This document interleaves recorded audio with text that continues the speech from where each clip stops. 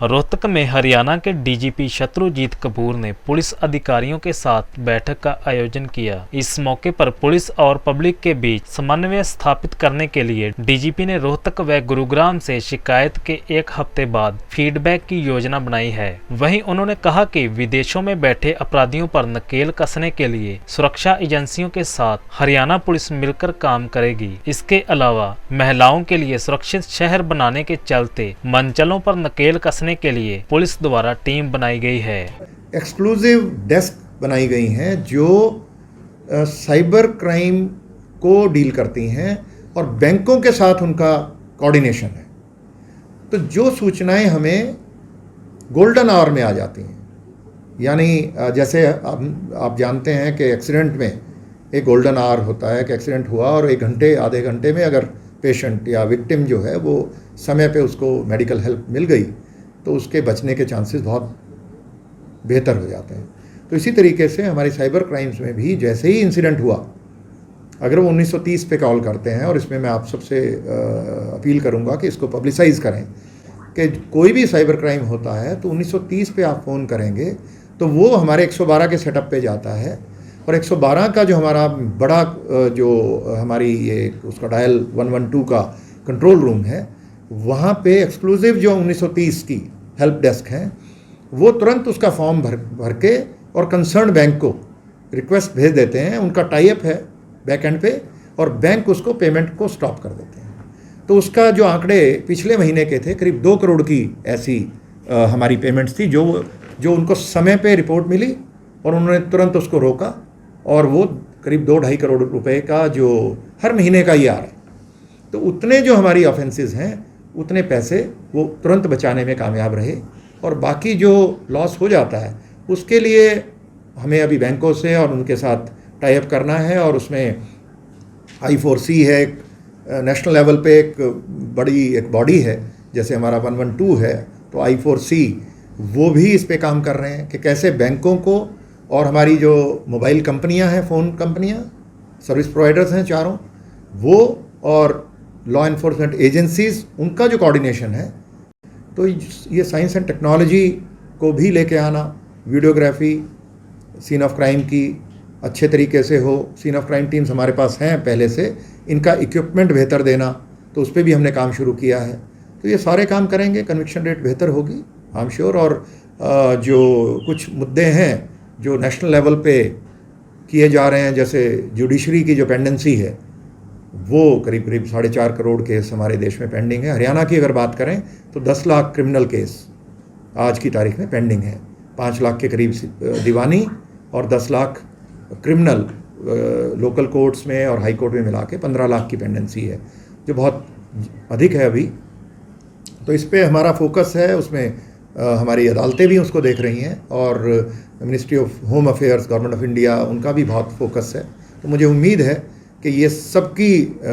सबके सहयोग से ये जो पेंडेंसी है ये इन ड्यू कोर्स भविष्य में काफ़ी कम होने वाली है।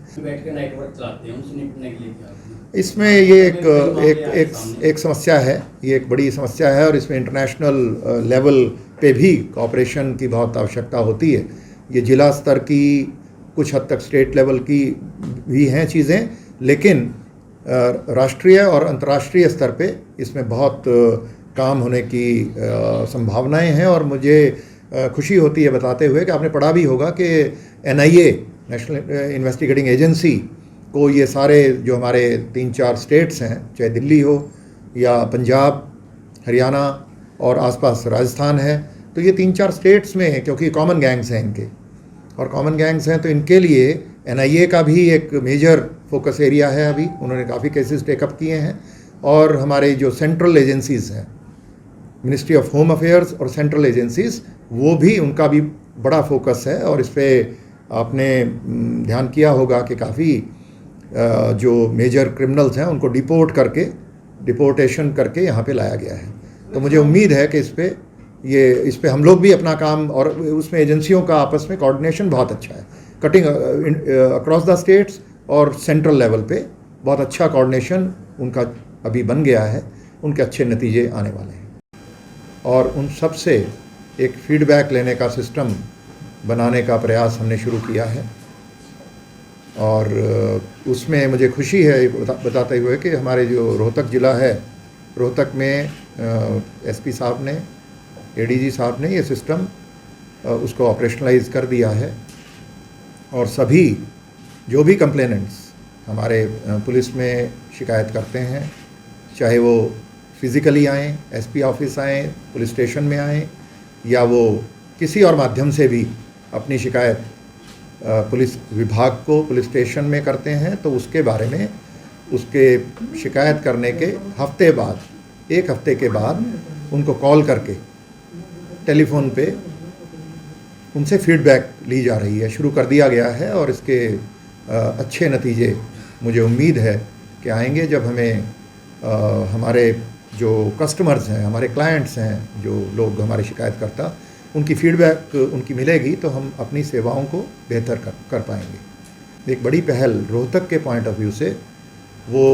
ये फैसला हमने किया है कि रोहतक को और एक गुड़गांव को एक पायलट प्रोजेक्ट के तौर पे सेफ सिटी कैंपेन हम शुरू करने जा रहे हैं, जिसमें महिलाओं की सुरक्षा के पॉइंट ऑफ व्यू से इनको हम जितने भी हमारे इनिशिएटिव्स हैं उनको प्लान करके और महिलाओं की सुरक्षा को बेहतर बनाने का एक प्रयास इन 2 शहरों में करेंगे। और स्टेबलाइज होने के बाद फिर बाकी सब ज़िलों में, बाकी शहरों में उसको रोल आउट किया जाएगा। उसी कड़ी में एक अच्छा काम ये किया है हमारे रोहतक पुलिस ने कि कुछ जो हमारे रिटायर्ड लोग हैं,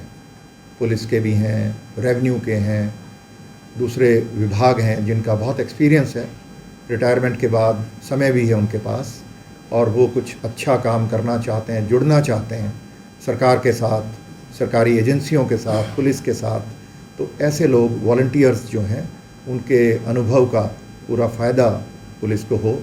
और हमारी जो ऐसे जटिल शिकायतें हैं जिनमें कोई लैंड का मसला है,